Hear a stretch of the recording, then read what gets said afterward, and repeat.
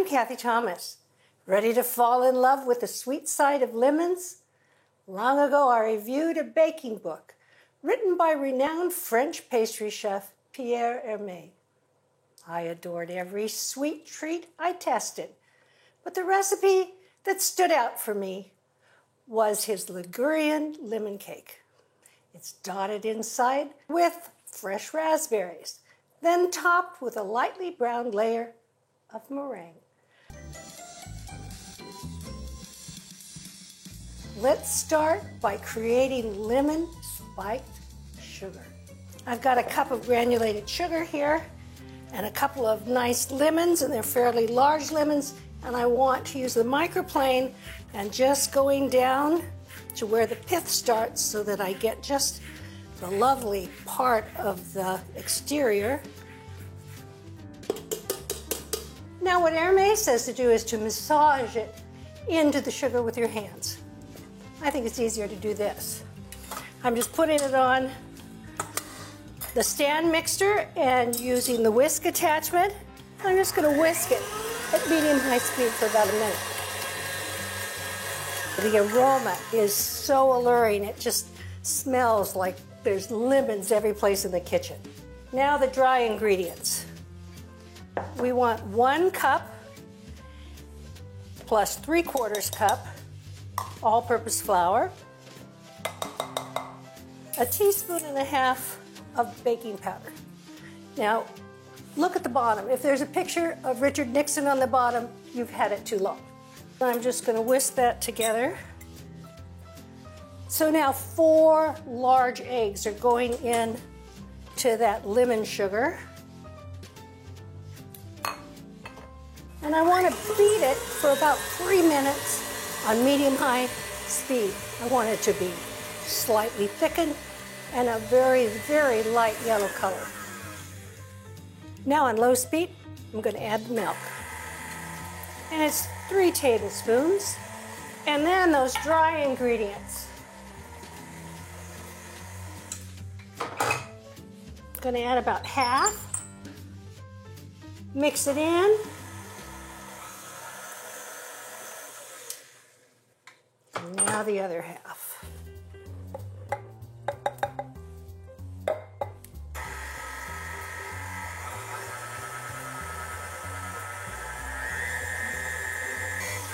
Just going to scrape down the sides. So now we just have 3 ingredients left. And it's kind of a mystery why Hermé does it this way, because usually pastry chefs, either the fat that they add is olive oil or butter. He adds some of both. So I have some warm melted butter, 7 tablespoons, 2/3 of a cup of really nice olive oil, lemon juice, fresh of course. And now, medium-high speed. I sure wish you could smell this. The smell is intoxicating. And now a scrape down on the bottom and sides.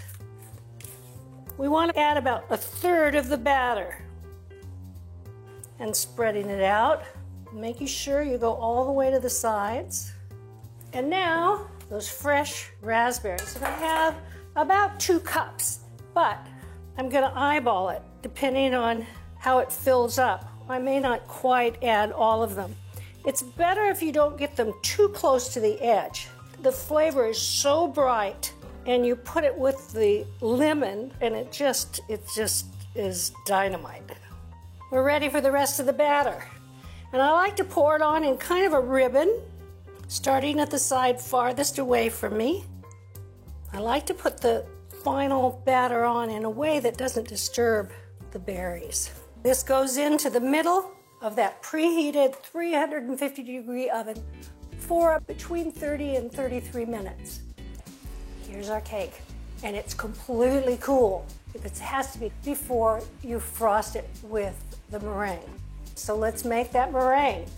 This is 1.5 egg whites, and they're at room temperature.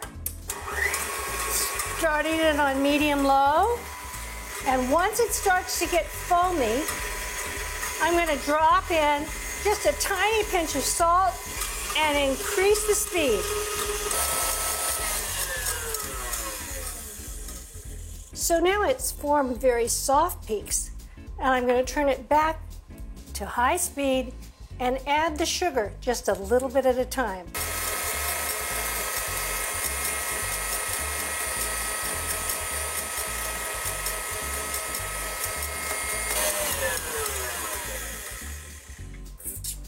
Look at that, just exactly what we want. And now on to the top of our cake. Using a frosting spatula, I'm just going to spread it around and then come to the sides and do a very shallow frost on the side. I like to get some peaks because the little peaks seem to be the part that really likes to brown beautifully. Okay, once I get the meringue on just the way I want to dust it with powdered sugar.